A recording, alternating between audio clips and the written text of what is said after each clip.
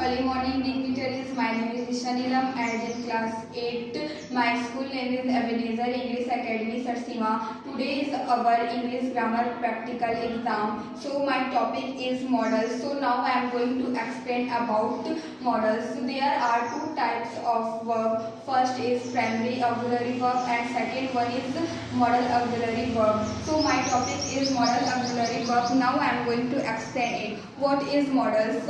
They are auxiliary verb that provide additional or specific meaning to the main verb of the sentence is called modal. They also help other words as well as. So there are many types of modals. There are 14 types of modal. They are can, could, may, might, will, would, shall, should, must, ought to, need, be to, have to and used to. So now I am going to explain this one by one. So first is can.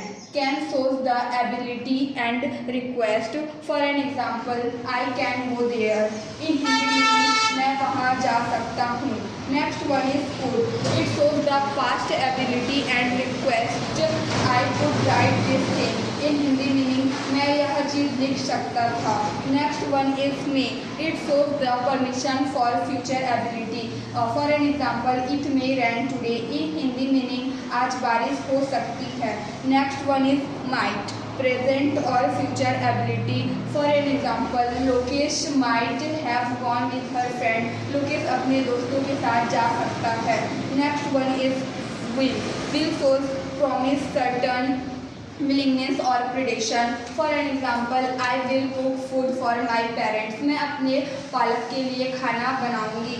Next one is would. Would shows the request and invitation. For an example, I would like to call Shreya in the stage. In Hindi meaning मैं श्रेया को stage में बुलाना चाहती हूँ. Next one is shall. It shows the offer or suggestion.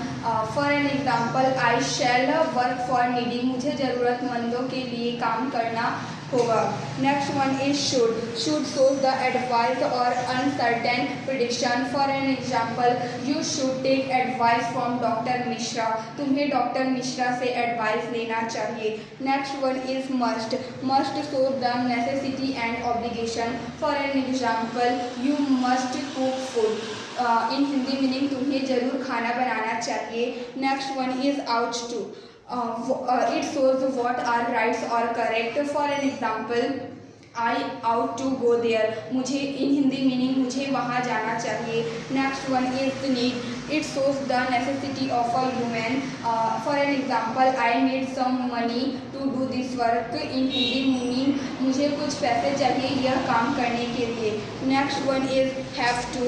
It shows the unwillingness from the circumstance. For an example, I have to go there. In Hindi meaning मुझे वहाँ जाना पड़ता है.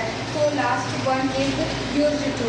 It shows the repeated action in the past. For an example, I used to eat mangoes in holidays. मैं गर्मी छुट्टियों में आम खाया करती थी. Thank you.